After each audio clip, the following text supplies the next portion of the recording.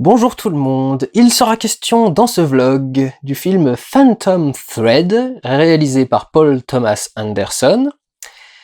L'histoire de la maison de couture Woodcock, tenue par Reynolds Woodcock, le couturier donc qui réalise, crée et design toutes les robes, qui est un homme qui vit dans son petit confort et ses petites manies, je dis petites mais c'est un euphémisme.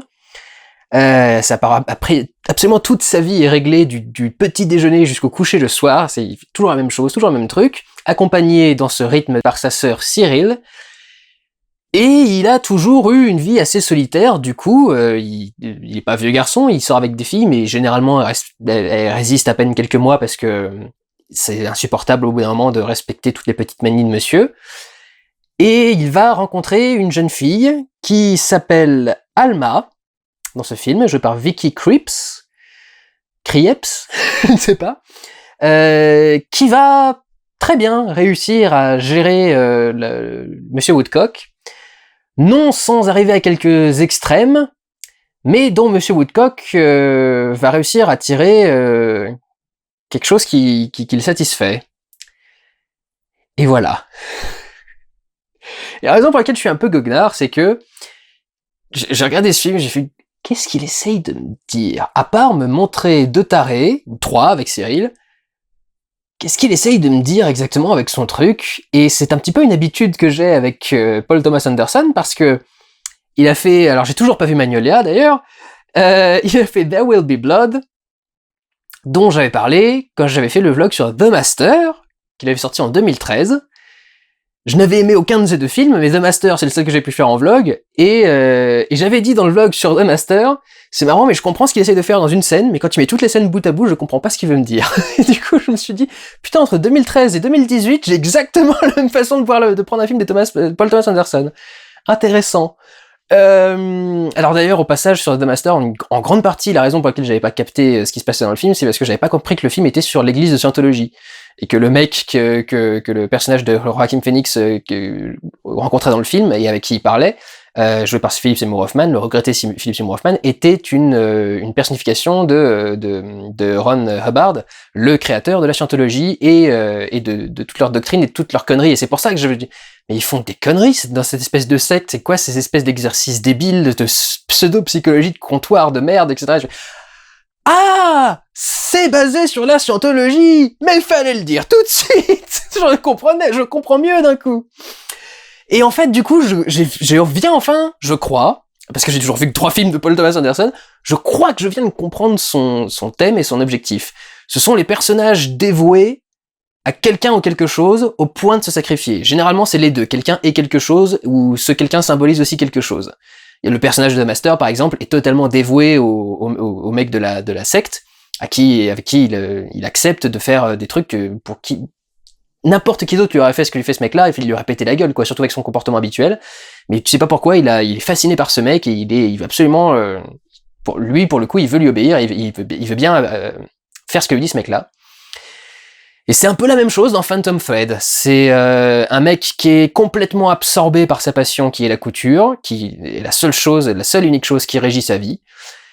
Et il y a une nana qui débarque là-dedans et qui se trouve tellement fascinée par ce mec et par son œuvre qu'elle en accepte, plus ou moins, jusqu'à une certaine limite, mais je vous dis pas quoi sinon je vous gâche le film, qu'elle en accepte de tolérer le comportement et les habitudes de ce mec.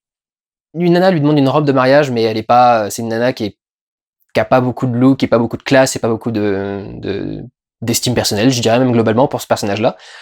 Et du coup, elle se ridiculise un peu à son mariage, et il y a toute une scène où Alma va voir la meuf et lui fait « Madame, vous ne méritez pas de porter une robe du nom de Woodcock, vous allez la retirer tout de suite et nous la rendre. » Et je suis là, waouh! Et le mec est déjà un peu odieux avec elle à ce moment-là, donc quand même, c'est de la dévotion, quoi, au mec, et je crois que c'est effectivement son thème, quoi. C'est son truc, c'est de traiter des gens qui sont fascinés, que ce soit par quelqu'un ou par quelque chose. Et dans le cas précis, du coup, c'est une histoire d'amour, donc il va falloir régler ça, et régler ce problème-là, en plus des différentes passions qu'ils ont chacun. Mais est-ce que, du coup, la passion d'Alma pour Reynolds va réussir à dépasser la passion de Reynolds pour lui-même et pour sa couture? C'est toute la question, et effectivement, quand tu commences à comprendre ce que le mec essaie de te dire, ça passe un peu plus, quoi. J'ai quand même encore du mal à voir ce qu'il y a de si fascinant à regarder. Enfin, j'aime bien les personnages de détraqués, donc quelque part j'ai apprécié le film, et d'un autre côté, je rentre pas trop dans le délire, quoi. Je comprends pas trop leur motivation, je comprends pas trop ce qui les fascine à ce point-là. Enfin, si, je comprends leur motivation, enfin, je viens de vous en parler, mais je suis pas convaincu par leur motivation, je suis pas convaincu par ce que je vois, je suis pas convaincu que les rapports entre ces personnages peuvent amener à des choses telles qu'elles sont montrées ici. Mais effectivement, c'est le sujet, c'est traité du début à la fin, et ça marche effectivement assez bien. Il y a même des passages un petit peu rigolos d'ailleurs dans celui-ci, plus que dans d'autres. Enfin, il y avait des passages rigolos dans The Master, cela dit. Mais dans celui-ci, il y a vraiment des passages qui sont qui peuvent faire marrer, quoi. Il a tout un trip où il veut absolument déjeuner dans le silence. Et genre, si tu fais un tout petit peu de bruit en beurrant ta biscotte, le mec pète un câble et ne supporte plus. Et donc, il y a tout un moment où il pète un câble et tu dis, bon, bah voilà, comme toutes les autres, elle va partir et elle en pourra plus, quoi. Et genre, tu coupes, ils en reparlent plus, quoi, quasi plus du petit déjeuner. Et genre, 3-4 scènes plus loin, tu la revois à une autre scène et elle est là. Tu n'entends même pas le bruit du contact entre le couteau et la croûte du pain, quoi. C'est vraiment la meuf est devenue ultra silencieuse. Et c'est assez intéressant, c'est assez bien mis en avant par des regards caméra. Il y a beaucoup de plans très frontaux dans ce film. Il me semble, si je ne dis pas de bêtises, qu'il y en avait aussi dans The Master et que ça doit être un truc de Paul Thomas Anderson. Mais c'est pas des plans, c'est pas des regards caméra où on regarde vraiment la caméra pour briser le quatrième mur. C'est un regard caméra pour te mettre à la place d'un personnage. Il y a par exemple une scène où Alma est en face de Cyril, et on a le plan en face avec Cyril qui la regarde, et Cyril, elle est du genre... Enfin, l'espèce de regard très... en train de te juger, quoi, de la tête aux pieds, et elle a l'air un petit peu... elle a l'air de la faire chier que tu sois là, et en même temps, elle est très avenante, elle te dit « Non, non, je t'aime bien au final », et qu'est-ce que c'est que cette bande? Et... oui, ça passe... mais c'est pas fascinant non plus, quoi. Presque tout est orienté autour de la couture, et au final, j'ai envie de dire qu'on s'en fout un peu de la couture dans le film, quoi. C'est pas non plus le truc le plus fascinant du monde. Que ce soit les défilés, que ce soit le moment du mariage. Le moment du mariage, à la limite, est le plus fun, parce que c'est le moment où vraiment puis ça met vraiment un personnage en jeu avec l'objet de la couture. Mais globalement, c'est quand même pas si présent que ça. C'est l'environnement, quoi. C'est l'environnement, et c'est ce qui crée la passion de Reynolds, qui du coup est l'objectif et l'obstacle, pardon, pas l'objectif, l'obstacle. Mais une fois que c'est l'obstacle et la passion de Reynolds, pourquoi le film s'appelle le film fantôme? Pourquoi est-ce qu'il y a machin? C'est par rapport au truc qui brode à l'intérieur des robes, c'est ça? Sans révéler ce que c'est, mais c'est par rapport à ça peut-être? Ou je sais pas, enfin... j'ai un petit peu de mal. Je trouve aussi que les réactions de ces personnages sont très particulières. Il y a... Alma va prendre une décision essentielle pour son personnage, la décision qui façonne son personnage et ce qui fait qu'elle arrive à résister à ce mec.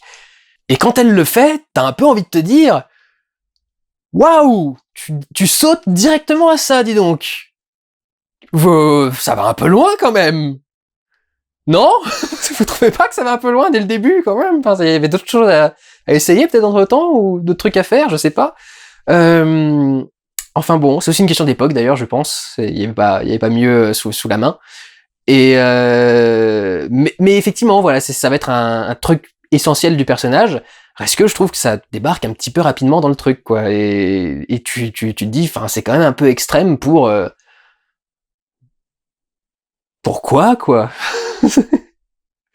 Ouais, d'accord, ils arrivent à être heureux tous les deux, mais enfin, c'est particulier. Après, ils sont heureux entre fous, donc ça peut être ça aussi, quoi. Ils sont tous les deux bien tarés, hein, de rester l'un avec l'autre, mais c'est très space, ça n'a pas vraiment de fin, mais si en même temps, mais j'ai toujours le même problème avec les films de Paul Thomas Anderson, quoi. C'est une fois qu'il y a la conclusion, il y a effectivement quelque chose qui est conclu, mais j'ai l'impression qu'il ne s'est rien passé du film.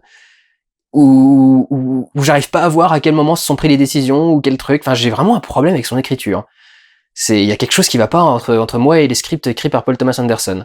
Mais voilà, c'est encore une fois parce que c'est le cas de tous ces films techniquement très bien réalisés, très aboutis.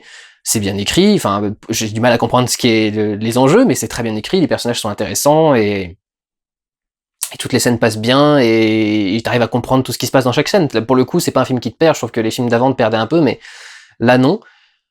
Reste que, voilà, je vous enverrai pas à courir devant dans la salle pour aller voir Phantom Thread, quoi. C'est... Ouais, si ça vous branche, quoi. Allez voir une histoire d'amour entre deux tarés, si ça vous branche. Mais même moi, qui serait potentiellement branché par ça, au final, quand je fais le truc, oui, non. Sans façon. C'est pas une merde, mais sans façon. Voilà. Prenez soin de vous. Allez voir des... J'allais dire, allez voir des chemises. Waouh. Putain. Allez voir des films. Ciao.